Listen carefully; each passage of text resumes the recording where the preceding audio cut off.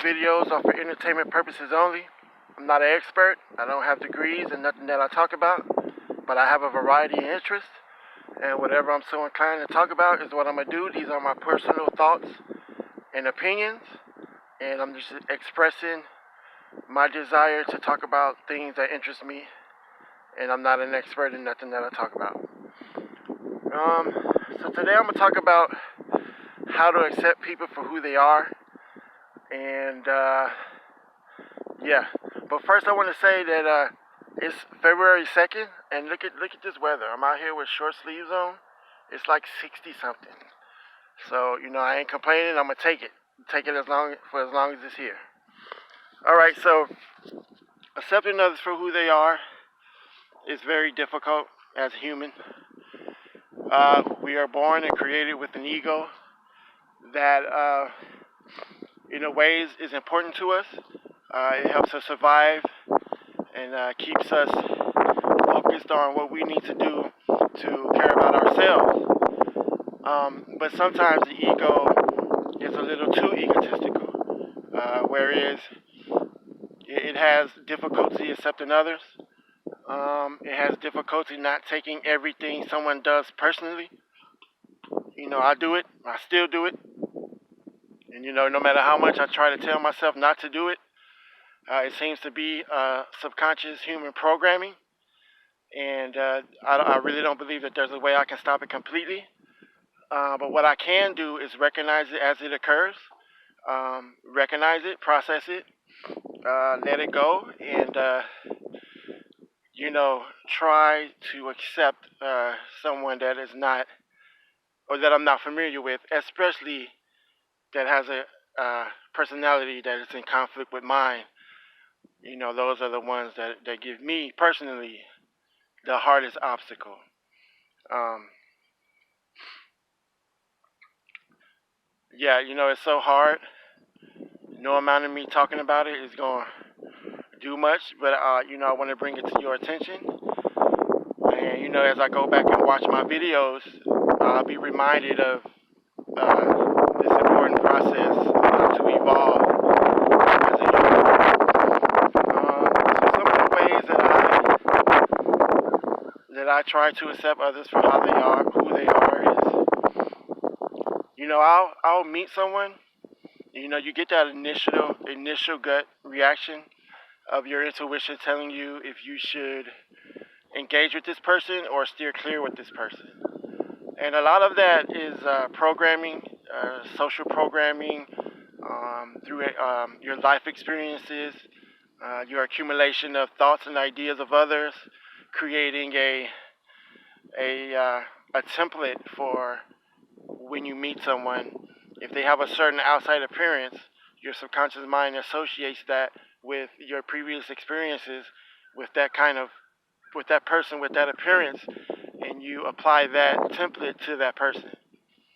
And that goes for all new people that we meet, and sometimes even people that we're familiar with. Uh, you know, when I used to have a job, when I used to work, coworkers, I would get one feeling from them when I meet them, and then weeks later, I get a different aura and a different feeling, and that's just humans. When we meet someone new, we put in a facade, to make the first impression positive. And I'm gonna go ahead and say probably about 90% of the time we don't meet the real person until later on, because it takes a lot of energy to put up a facade all day. And at some point it falls, and that's when you finally get to meet the real person. Um, so yeah, that all intertwines with it.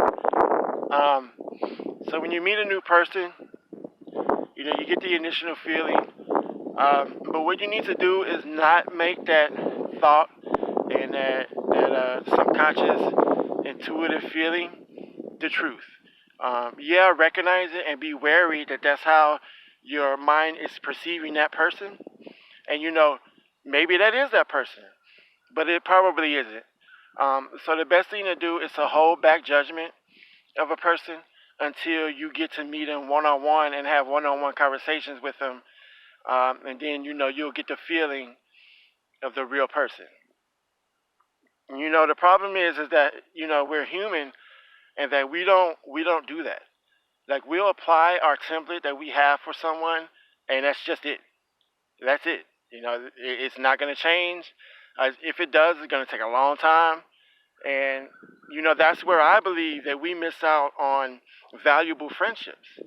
Um, and if you're single, if you're looking for a partner, that's how you miss out on good romantic relationships, because you're so inclined to accept what your mind's telling you about someone, instead of letting your heart and emotion come into it, so you can actually know what that person is about. My physical appearance, not a lot of people want to engage with me, and I'm an introvert, so I'm fine with that. But it gets on my nerves when people label me out because of my outside appearance. I mean, yeah, I'm from Chicago. Yeah, the way I walk, and the things that I say, the way that I talk, the slang that I use. It may be a little different, but there are a lot of people that actually take the time to talk to me and realize that I have a variety of interests. I'm a dork. I'm a nerd. I love sports, anime. Um, you know, I'm just growing into my swag, I guess. I'm in my 40s now, so a lot of I wasn't this way the first 3 decades of my life, and I'm changing. We need to keep that in mind about people too. People change.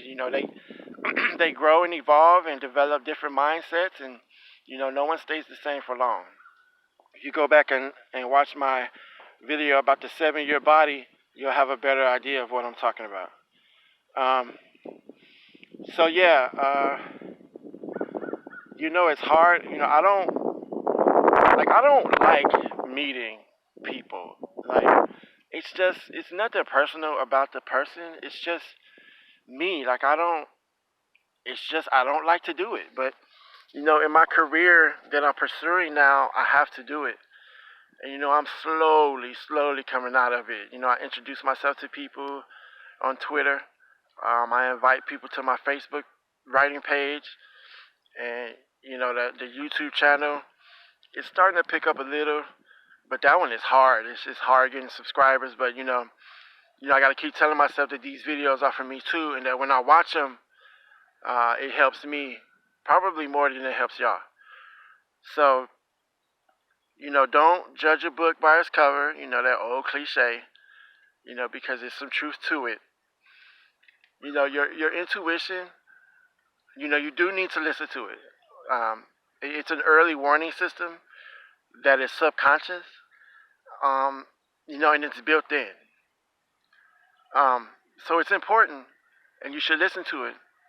But I believe that also societal programming and personal experiences add on to that, and sometimes it does it incorrectly. Um, so you got to weed through what is actual intuition and what is your belief about the outward appearance of a person. Um, I know that you've met some people that you look at and you're like, there's no way I would talk to this person, and we don't have anything in common. I can guarantee it. But as soon as you talk to that person, you're like, okay, he is a person. He has similar interests. There are things we can talk about. And that pretty much goes for anyone in the world. Yes, of course, there are some people that you just won't get along with, that you're just going to continue to clash with.